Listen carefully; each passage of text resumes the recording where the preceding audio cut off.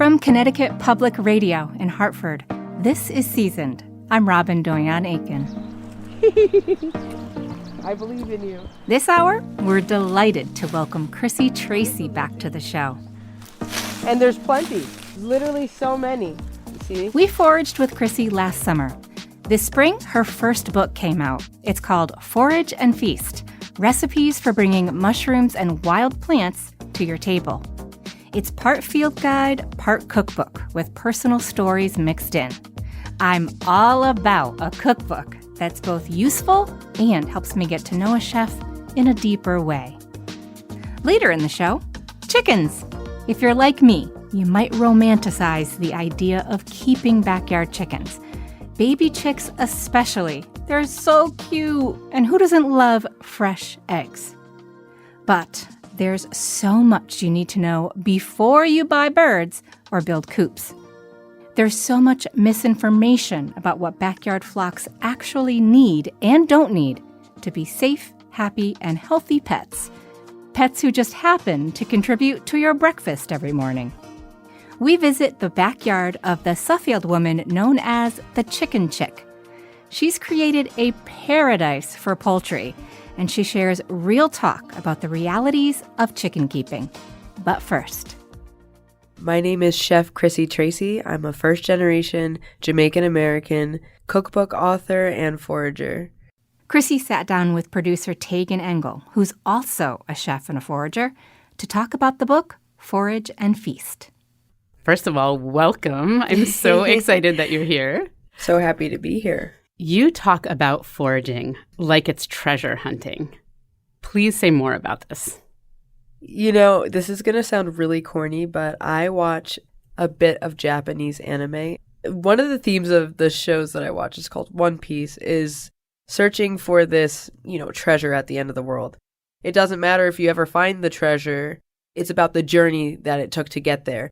That really applies to foraging in so many ways, because even if you don't get what you want out of the day, so say you were looking for a morel mushroom, which so oftentimes you're looking for a morel and you're just not going to find it. But what is it that you got along the way that kind of made that journey the destination, the treasure? Just being able to get outside and move your body and have this moment to be one with nature and listen to the birds chirping and hear the swooshing of the wind is so special, and just adds to the value of what it means to have a successful foraging day or find the so-called treasure.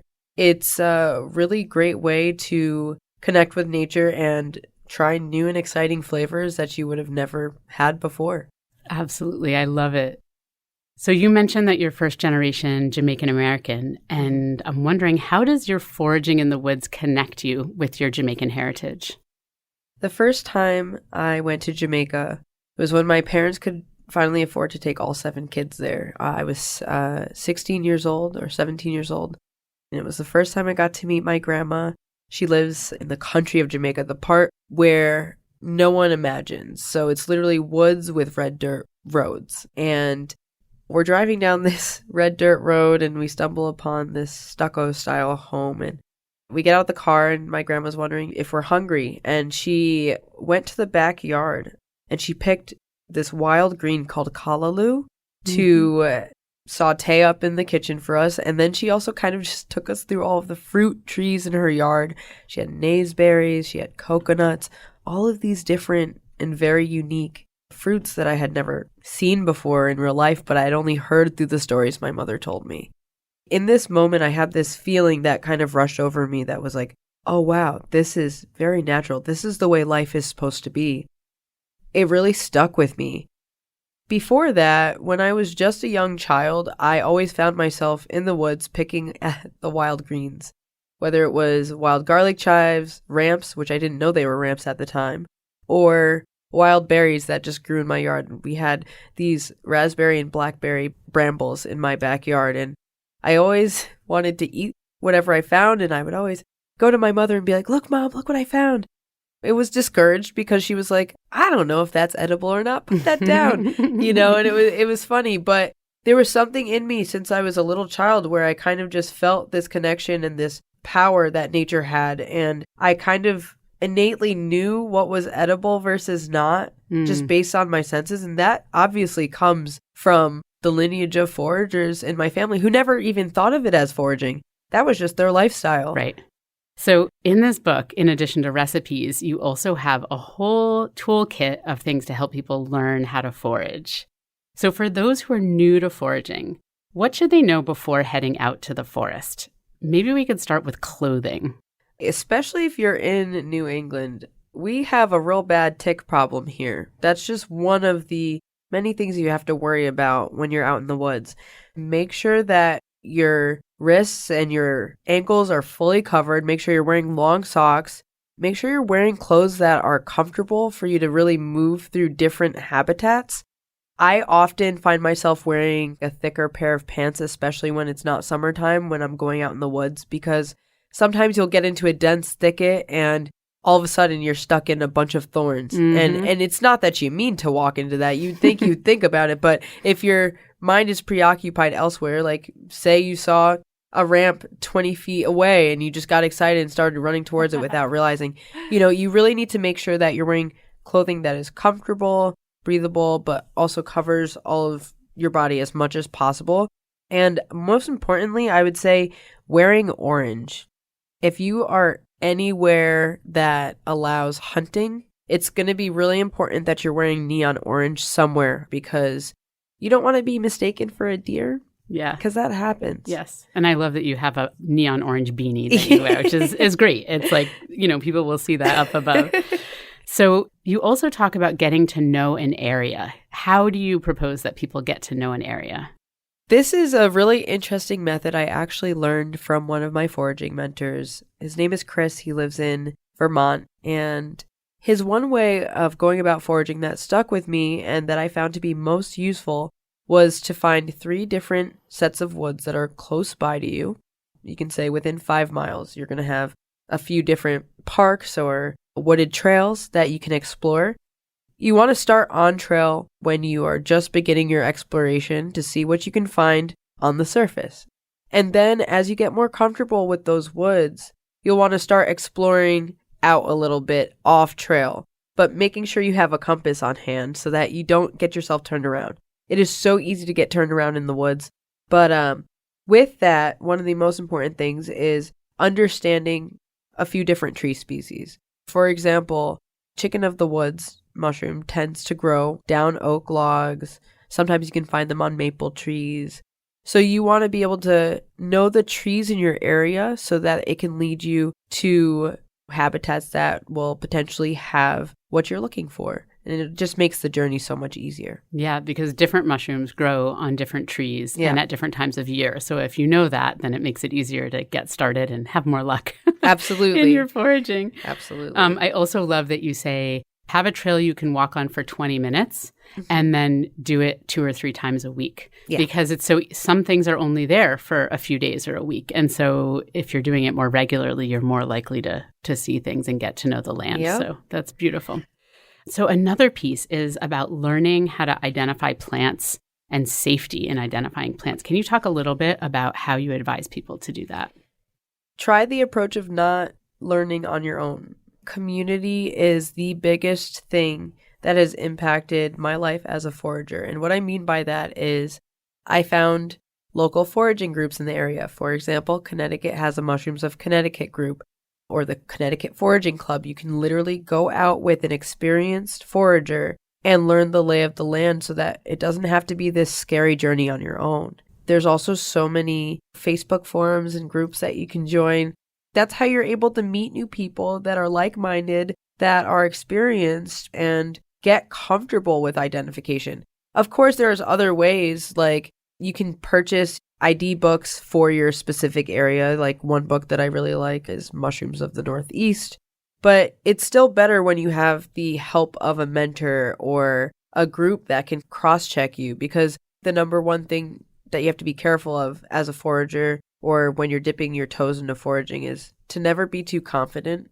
Because if one day you think, oh, I definitely know that's a lilac and it ends up being a poisonous flower, like you're obviously going to regret that. It's just not worth it. So as many ways as there are to be able to check yourself, the better. Yeah. And I love in your book, you list out what the dangerous lookalikes might be. Yeah. And that's something important to learn. So you can say, oh, I know that if it has this shape to the flower or to the mushroom, that's what differentiates it from the one that is the safe one to eat. So that's really important. Another tip that you give is don't be greedy and leave no trace. Can you explain what you mean by that? So when I say don't be greedy, I mean if you find a dense patch of ramps, don't take everything that you see. Be mindful of the way that you are harvesting, because with ramps, for example, it takes them 7 years to grow from seed. If you dig up all of the bulbs in one area, guess what? There's no more ramps for future generations, because the plant needs to flower in order for its seeds to spread so that you can have more ramps to grow in the next year ahead, and so on and so forth. Second piece of it is there are other animals that rely on these plants for their food supplementation as well. There's other humans that want to enjoy these plants that you find. You know, when you find a spot that grows a plant or a mushroom in abundance, and it's a spot you can go back to every year and have that connection that you kind of built with nature and experience that and be able to eat the abundance of nature in that way, it becomes very sacred to a person. So you don't want to leave it in any area barren of any one thing. It's all a full circle, and you have to be really respectful to Mother Nature and the way that you treat her. Absolutely. Yeah. So in Connecticut, we have bears around. Have you ever encountered a bear or other wild animals that you need to be cautious of? And if people do, what should they do? I've only encountered a bear while foraging once, and unfortunately, it was a mama bear and a cub. Typically, black bears don't attack you, but mama bears tend to attack if they feel like their cubs are in danger. Right. We honestly just kept our heads forward and walked really fast and tried to make a lot of loud noises so that the bear would be scared and stay away rather than continue to approach us. In some instances, it might not work, so you want to be able to have like a couple of fail-safe measures in place, like bear spray. God, I hope I don't have to use that ever, but you never know. And so I always carry that in my backpack when I'm out foraging, just in case.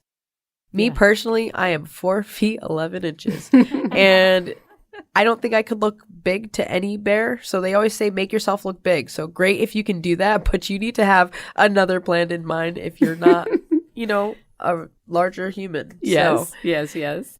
I also wanted to ask you, in terms of safety as a Black woman who's going out into the woods, are there elements of thinking about how to be safe in the woods as a Black woman that you want to share? This one's tough because I, more than anything, would love to just go foraging on a regular basis without really thinking about my skin color, but it's something that's unavoidable. You know, I was just foraging for ramps yesterday in the woods, and this car starts slowly approaching, and they're just watching me. And whether or not their intent was to make me feel nervous or scared, unfortunately, just being a Black woman in America, my automatic reaction was like, I think I should leave the woods now. I'm done, because now this person is assuming some sort of judgment on me. I don't want to have to deal with whatever the ramifications of that are. I don't want the cops to get called or some random stranger to yell at me, because that has happened as well. I would say, like, the best thing you could do is just be as calm and as non-confrontational as you possibly can be if you are a person of color foraging in the woods.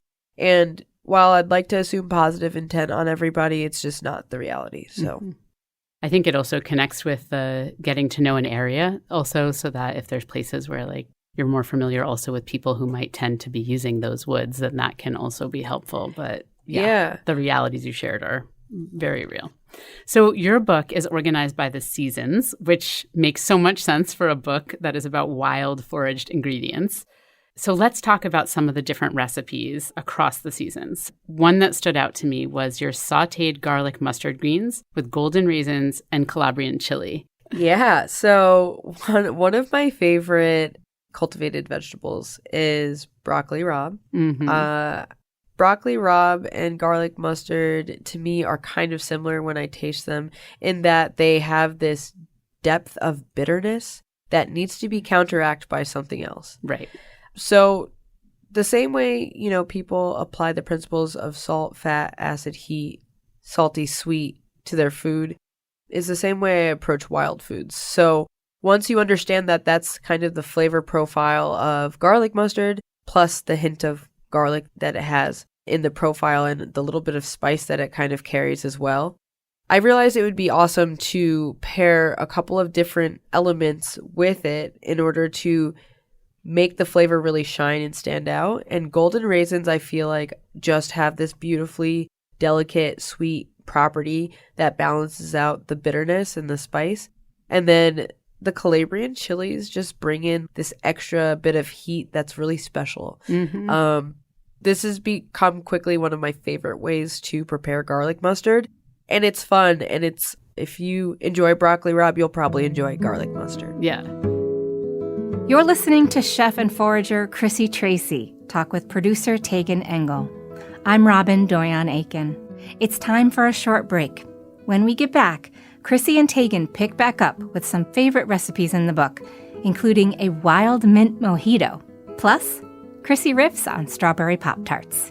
I had an obsession with Pop Tarts when I was a kid.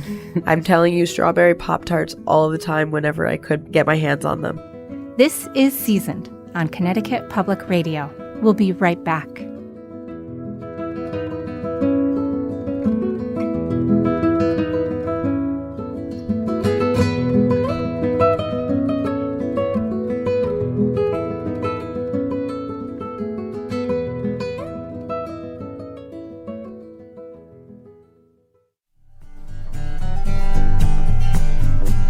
If I had a mushroom, I'd tell you what I'd do. I would take the mushroom and split it in two. Oh, if I had a mushroom, I'd tell you what I'd do. Welcome back to Seasoned, everyone. I'm Robyn Doyon-Aitken. A little later, you'll meet Kathy Shea Mormino, an expert in backyard chicken keeping. But before we get to actual hens, let's get back to Hen of the Woods. That's the name of a great mushroom for novice foragers. According to Chef Chrissy Tracey, they're abundant, easy to spot, and no yolk. They taste like chicken. Chrissy's book, Forage and Feast, is a field guide, cookbook, and reflection on life as a forager. Producer Tagan Engel picks up her conversation with Chrissy with a classic breakfast treat reimagined.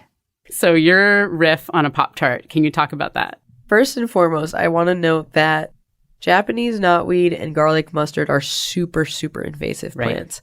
So it's always, I feel, my duty to encourage people to eat them in as many ways as possible. With the knotweed, I find that it has kind of a very rhubarb-like characteristic. So last summer I was like, let me try making a jam with this and strawberries and see how that does. And it was absolutely amazing. And it was so nuanced and almost earthy, but not in an overpowering way. And I had an obsession with Pop Tarts when I was a kid. I'm telling you, strawberry Pop Tarts all the time whenever I could get my hands on them. So I created this recipe for strawberry knotweed toaster tarts. I just felt like it was a really fun and exciting and approachable way to start eating Japanese knotweed. I love it. And they're beautiful. They have like a pink glaze on top with little sprinkles if you want to go like full on. And that the jam, you could just make the jam and have it to put on your toast or something else. So exactly. So while there are about 85 recipes throughout the entire book, there's a lot of sub recipes within some of these bigger recipes, which allows you to kind of choose your own adventure. Mm-hmm. And I think that's fun. You have a lamb's quarters with chickpea flour frittata. And the lamb's quarters are another green that we can find. Can you talk about this recipe? This is actually one of my favorite go-to recipes.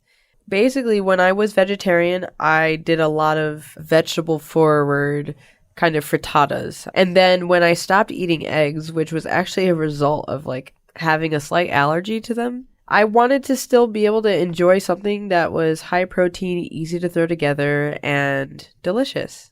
I started experimenting with chickpea flour. I created this recipe with lots of fresh peppers and onions and lamb's quarters, which is, what I call the star of the show. I view lamb's quarters as kind of like a wild spinach, but I think it has a better flavor than spinach. I think it's definitely more enjoyable, and you can find it growing in a lot of old fields and old farmlands. Can you describe what it looks like? So lamb's quarters is another one of those plants that grows on a thin green stalk, and the leaves are kind of like alternate in terms of the way they grow up the stem until they get to the top. Each leaf kind of has this like interesting white coating on it. And that's actually the easiest way you can really like identify lamb's quarters compared to like another regular weed. And where I live in Connecticut is located on old farmland. So there's lamb's quarters everywhere, which is great. Yeah. So for this recipe, you saute those with some peppers. And then how do you add the chickpea flour? You want the pan to be really hot, and you want to heat up olive oil or butter, whatever you're using, to make sure that the chickpea flour frittata does not stick to the bottom of the pan.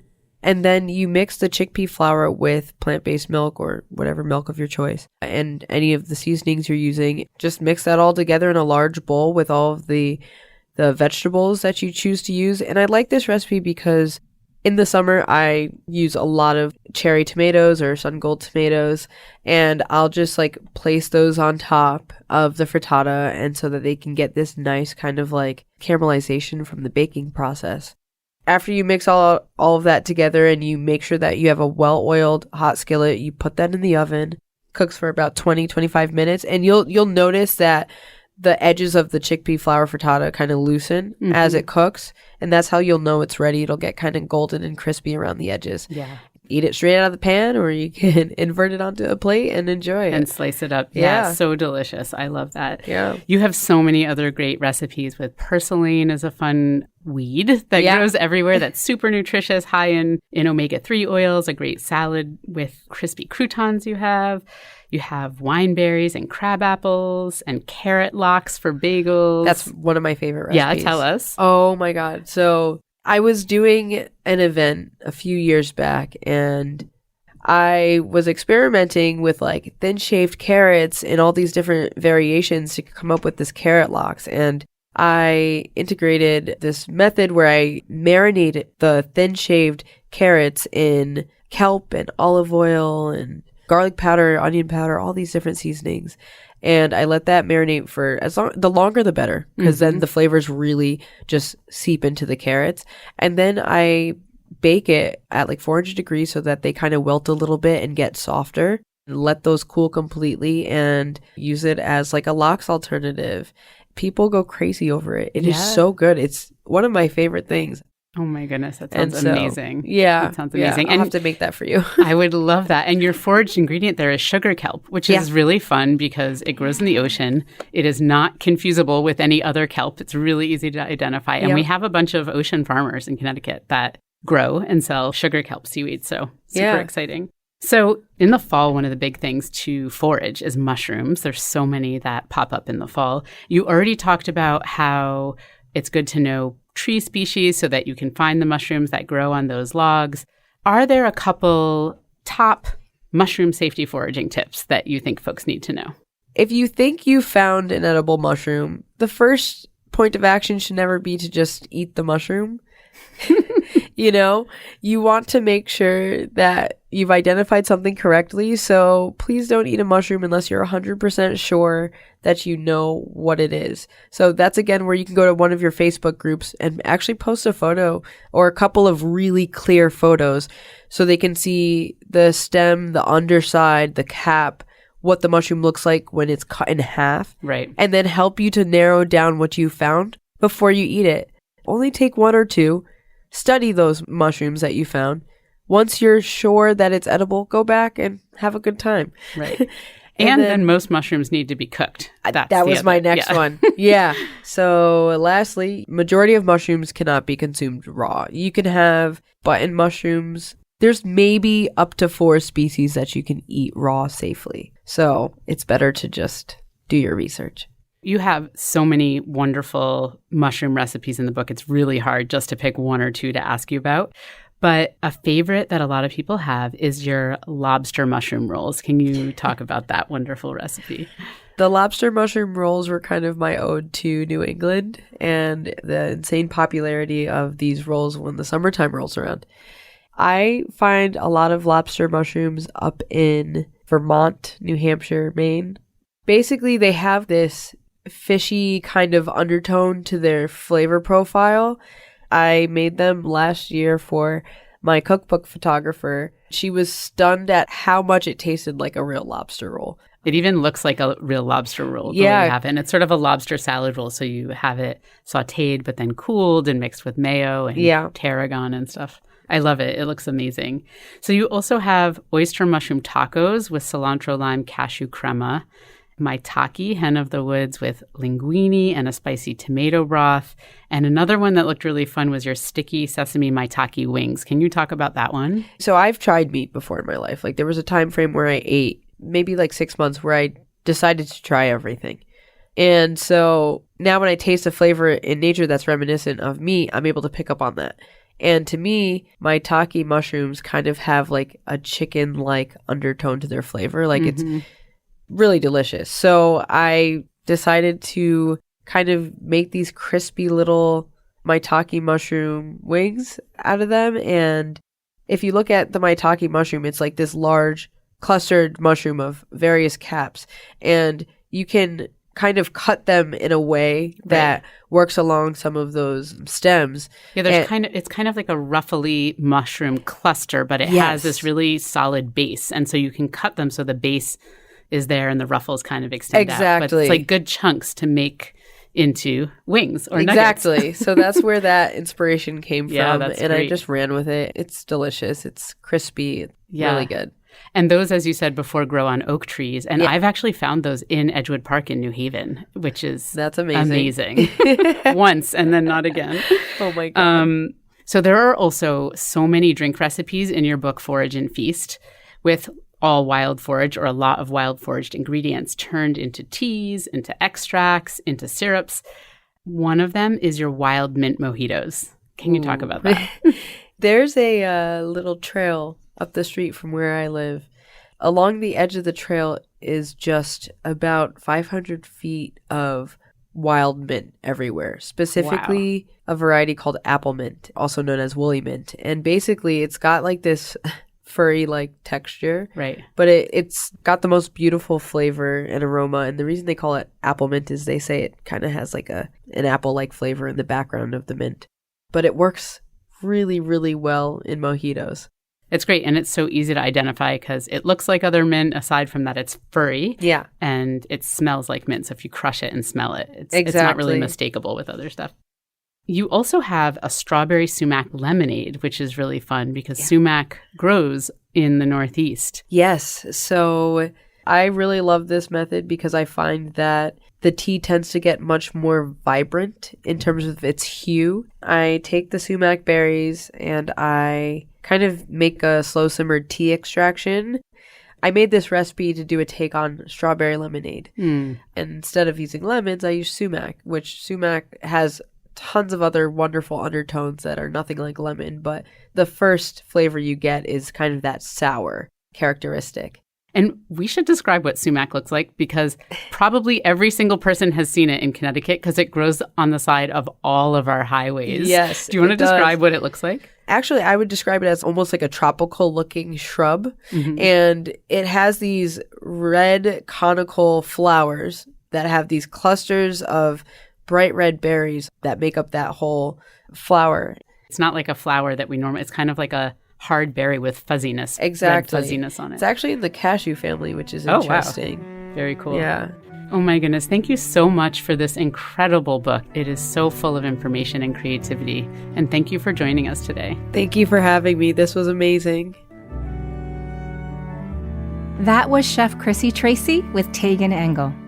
Follow along on Chrissy's foraging adventures or sign up for an in-person foraging class with Chrissy. She's dreaming up all kinds of ways for you to engage with nature and her book. Find Chrissy on her website, eatwithchrissy.com, and at eatwithchrissy on Instagram. Of course, Chrissy's sharing some recipes from the book with you.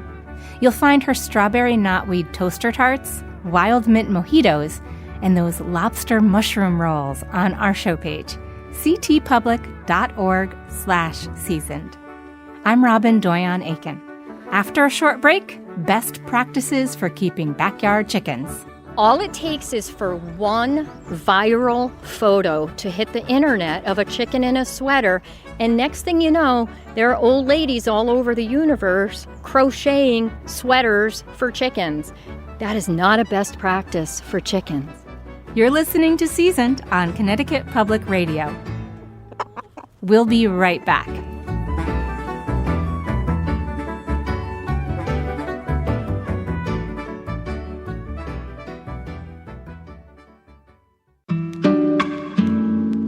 Welcome back to Seasoned. I'm Robyn Doyon-Aitken.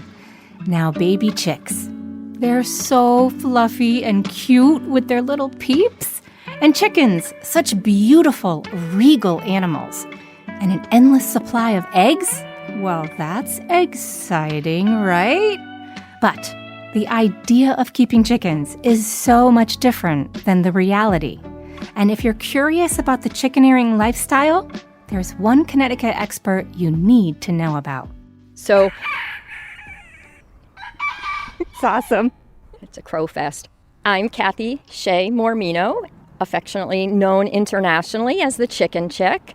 I am a backyard chicken keeper who connects with other backyard chicken keepers and non-backyard chicken keepers across all my social media platforms. And I've been doing this for about 12 years, educating folks about best practices for keeping these strange little pets. So, it looks cozy. So this is the coop that I designed. It has the nest boxes where the hens lay the eggs. I spent an afternoon in Kathy's backyard in Suffield, where I met Ellen DeGeneres, Robyn, a girl after my own heart, and Cleopatra. These are just a few of the chickens living their best lives at Kathy's house, in their 3 spare but beautiful coops in the backyard. There's nothing in there. So feathers. Kathy started with the 2 questions everyone should ask before even thinking about buying a flock of chicks. The most important question is, can I keep chickens? Followed very closely by, should I keep chickens? Not everybody should keep chickens. Just because you think that you want to doesn't mean that you're going to be capable of it. Doesn't mean you have enough time to do it. Doesn't mean you're home enough to do it. So you need to understand what responsibilities and what a time commitment keeping backyard chickens is. The other really important issue that is overlooked much of the time is the legalities of keeping chickens on your property. There are different laws and regulations and contracts that people have to abide by. There are building codes and requirements that pertain to every residential property. And just because your neighbor is engaged in a particular activity like keeping backyard chickens doesn't mean that it's legal on your property. So you really have to find out who the enforcer of these rules and regulations is in your community and have a conversation with them, because they're the ones that are going to send a cease and desist notice to you once you keep chickens if you're doing it illegally and somebody complains, because there's always somebody in your neighborhood who is going to complain if they can. Our audience should know, they should remember, I am talking to a lawyer here too. That's true. I am an attorney as well, although I don't practice anymore. Chickens are far better companions than any lawyer. They're far more reasonable than other lawyers. And I'm here to tell you, I have experience in running afoul of the law, if you will. It's really problematic and sad and disappointing and frustrating when you have gotten chickens and they've become your pets and you've named them and your kids have bonded with them and you've bonded with them and they're laying eggs and you love them, to get a certified letter in the mail saying you have to get rid of them within X number of days or you're going to start getting fines. I've been there. It's stressful. It's unpleasant. And most people lose that fight. So we covered the can I element of that. I would love to cover some of the should I's. Many people are interested in knowing where their food comes from and connecting with farms and sustainable sources of their food. But you believe that backyard chicken keeping has been romanticized to the degree that the actual work and dedication it takes to nurture a healthy flock is vastly underestimated. What do you want people to understand about the realities of backyard chicken keeping? I'm not so sure it's that people aren't prepared to do the work necessary. I think most backyard chicken keepers don't understand what's important about caring for this weird pet. These animals have historically been kept as livestock. And so you bought them for 25 cents at the feed store in February. You got eggs from them straight through autumn. And then if they got sick or injured in the meantime, they were Sunday dinner. In any event, they became Sunday dinner when they became less productive or you didn't want to feed them through winter. So they were used strictly as food-producing animals, both for their eggs and for their meat. That is the history. Like everybody always says, oh, my grandparents used to keep chickens, and I have really fond memories of going to their farm, and everybody kept chickens if they wanted eggs or meat. That's the funny thing about this. So how hard could it be? And it's not hard at all.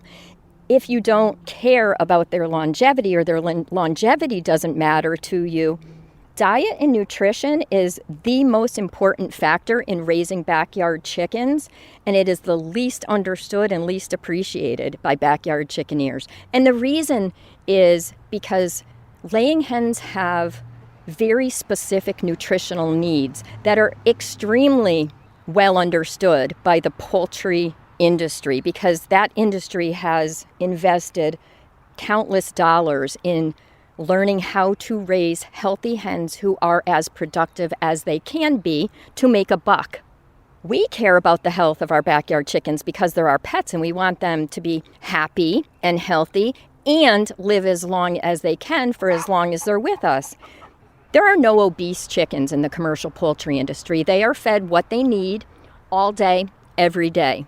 Yeah, I remember something that you said to me was that when new chickeneers talk to you sometimes, they say, oh, Kathy, you would be so proud. I have wonderful, happy, fat chickens. And that actually makes you a little sad because you told me a fat chicken is not a healthy chicken. That's right. What should backyard chickens be eating? In order to get the correct balance of 38 nutrients that they require every single day, all you need to do is buy a nutritionally complete layer feed at your local Tractor Supply or feed store and make sure that they have free access to it all day, every day. So when people talk about my chickens are spoiled, a lot of times that means that they're giving them other food items, healthy food items ordinarily, fruits or vegetables. People do cabbage, and they're being told that mealworms and grubs are good for the chickens because they're high in protein. I'm doing air quotes that you can't see, that they're high in protein or they're high in calcium. The fact of the matter is, chickens don't have just general healthy eating requirements. We know exactly what they need from the commercial studies that have been done, from actual poultry nutritionists that have PhD degrees. We know what they need. We know the correct balance is already in that bag. So if you start adding extra healthy things even to that diet, now you're diluting the complete nutrition, and the hens are no longer getting a balanced diet, and that has repercussions now down the line a little way, and certainly from a long-term health perspective. I actually have a friend who has been a backyard poultry veterinarian in the Maryland area, and she told me that most of her patients, the chickens, are overweight. They are obese because they are fed extras. Yeah, and we're so used to loving our pets with treats. Right. One of the things that we talked about earlier was that in terms of the commitment, people who are asking themselves the question, should I? You want to make sure that they know that keeping a healthy flock is a 5 to 8 year commitment. Well, I mean, you don't have to be in it for the long haul. Many people aren't. I mean, we talk about sustainability and raising your own food. Many people raise chickens for eggs and then for meat. And If you're not one of those who is going to eat their chickens, then you need to be sure that you're keeping them as healthy as possible by learning what the best practices are. There is no shortage of misinformation on blogs and the internet about what's good for chickens and what chickens need and what will make them happy. Can you talk to me about the ways that people may be taken advantage of by the industry with all the sort of extra things that marketers will have a newbie backyard chicken keeper thinking that they absolutely need to have a healthy flock? It's not only the marketplace, but it's also the bloggers and the well-meaning other chickeneers who think that products or treats are beneficial to their chickens when they're not. I'll give you an example of that. So, treats for chickens. There's a huge spike in the number of companies jumping on board to make treats for chickens that chickens should never be fed because they don't need them and they're not good for them. They market it to backyard chickeneers in fun, cartoony packaging with words like, your chickens will love these, and tasty and delicious, when chickens don't even perceive flavors the way humans do. I didn't know that. Yes, so this is really important because a lot of times I hear chickeneers say, oh, but my chickens love the insert food they don't need here. They love the mealworms, they love the watermelon, they love the cracked corn, they love the scratch. When what they mean by love is they come running to me when I step out into the yard bringing a bag of that treat, or they gobble it up quickly. That must mean they love it, right? They love me, they love it. I'm going to keep giving it to them when it's a disservice to them. A chicken's full-time job is eating. They're going to eat pretty much whatever you give them. If there's styrofoam packing peanuts back here, game on. They're eating those packing peanuts. They will eat the vermiculite out of my potting soil. They are very visual animals and they're very trainable. So either they have trained you to bring that bucket or that bag out to them with treats in it, or you just love the attention they give you when they come running to you because they've trained you. But they're enthusiastic eaters. It has very little to do with flavor at all. So you need to be clear about doing the things you're doing for your chickens intentionally and knowing what's true and not anthropomorphizing them. And they're completely different animals from other species like our dogs and our cats. So we have to be careful about the assumptions we make about them that may not be true. Here's what is true about backyard chickens. These are Kathy's 4 pillars of backyard chicken keeping. You need to provide them with a clean, dry living space and as much of it as possible. Number 2, they need a nutritionally complete chicken feed appropriate for their age and stage of development and nothing more. They need clean water in clean containers all day, every day. And they need you to do your best to keep disease out of their chicken yard. I was really impressed by the idea that you are an advocate for the chickens. You prioritize their health and well-being. So I appreciate what you do. And obviously, I see that you have like the most beautiful chickens I've ever seen in one place. TikTok and Instagram and YouTube. Anybody can pop up one of those channels, and you don't need any license or degree or particular background to say anything you want to say. There is more misinformation about what backyard chicken keeping best practices are than there is good, sound advice about how to care for the health of these chickens. And it all starts with diet. God, it's so true for so many things. It is. It really is. It is. We as humans can screw up our diet and, get fixed at the doctor's office with this medication or that medication. Maybe it catches up with us later in life, but later in life for us is maybe 40 years down the road. Later in life for them is next year. Their lifespans, they're not going to live as long as your dog or your cat. So everything is so much more condensed and important. And the work that I've done, it is a science-based brand, and it always has been. And that comes from my background as an attorney. Research is the foundation of what we do in the law, and facts matter. And so, people are coming out with books. They've kept chickens for a year and a half. They're coming out with books. That's crazy. It's not about smoke and mirrors. It's just putting best practices in place that work for you to keep your chickens in a healthy environment and safe. Just keep it simple. Chickens they don't need toys to play on. They don't need stuff. They just need basics. So learn what the basics are and keep it simple. And I talk about how to do that in the book. I once talked to a turkey farmer who told me that his turkeys have personalities. Would you say that your chickens have personalities, or that chickens in general have personalities? And what are they like? 100% chickens have their own personalities and dispositions and preferences and place in the hierarchy. There is a social hierarchy in flocks. Pecking order is how we refer to it. It's a real thing. And chickens enforce it with each other in a variety of ways. So, yes, they definitely have personalities. They definitely have distinguishing characteristics.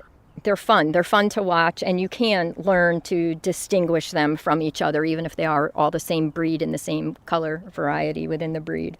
If you are a newbie chicken keeper, you've done your research, you know you can keep chickens, you've done the should-Is, and you are a person who is willing to prioritize the health and well-being of your flock, what is a good number to start with that's manageable? I always tell people to start small. In the first year, I think 6 to 12 at most to start is good for most backyard chicken ears. Again, you don't know whether this is going to be for you. You don't know whether the amount of work and how you're setting up your coop and chicken yard is going to fit in your lifestyle. You may think your kids are going to help and they're going to love it. That may not turn out to be the case. Yeah, you have to figure all those things out. How am I going to do the things that they need done for them? Start small and stay small for the first year. I know it is when you get your first chickens and didn't realize that these are going to be pets immediately to you, and how fun they are and how different looking there are and how many more different looking color patterns and eggshell colors there are. You want to start getting all the different breeds and all the different eggshell colors, and that's a really tricky way to start. I recommend against that. You're saying resist that urge. It's called chicken math, and chickens have the ability to somehow multiply in your yard without your permission, just by virtue of the fact that they're so cool. They're such a cool little pet, and most people don't expect that to be the case. You said that chickens are trainable. Is there any ways that you've trained your chickens to do a certain thing, or is that not your thing? That's not my jam. Yeah. No, I'm not about having chickens to entertain me or look what I can make them do. Chickens are very susceptible to stress. And just because you can train them to jump through a ring of fire doesn't mean that that is something that you should do for them. Just because you can make them jump up to get a mealworm out of your hand on command doesn't mean that that's a good thing to be doing for them. So, no, I don't train them to do anything in particular. No gimmicks, or just let the chickens be chickens. Don't dress them up. People don't do that, do they? Don't get me started. No. Do not even get me started. Hear me now, believe me later. Never put a sweater on a chicken. They don't need them. They can be dangerous. And they're completely unnecessary and stressful to the chickens. Don't get me started. You're blowing my mind. Listen, all it takes is for one viral photo to hit the internet of a chicken in a sweater, and next thing you know, there are old ladies all over the universe crocheting sweaters for chickens. That is not a best practice for chickens. Kathy, thank you so much for... Hey, way to bring up all the controversial topics. This is a public service show. I mean, there's just so much that's important to talk about in chickens that, I feel like when you have the platform to do it, the more people you can get to embrace the important messaging. I want to help people to understand what their chickens really need and what's actually beneficial. There's a lot of predatory marketing out there aimed at backyard chickeneers, so stay off the internet. Thank you so much for sharing your backyard with me and all the wonderful things that are happening back here. I really appreciate it. Thank you for coming out. I appreciate your interest in this, and I appreciate your willingness to pivot from the story that you thought you wanted to tell to the one that really needs to be told and understood. I appreciate that you now understand that these birds are a different species of pet than we're accustomed to keeping, and we have unique challenges that most folks don't realize when they're going into backyard chicken keeping. Yeah. That was Kathy Shea Mormino, the Chicken Chick. I'll link to her website, book, and socials on our show page, ctpublic.org/seasoned. I'll also link to Kathy's article about why you shouldn't put chickens in sweaters. Please don't do that. I'm Robyn Doyon-Aitken. Seasoned is produced by me and Meg Dalton, Stephanie Stender, Tagan Engel, Katrice Claudio, Meg Fitzgerald, Sabrina Herrera. Thanks for listening, everybody. See you next time.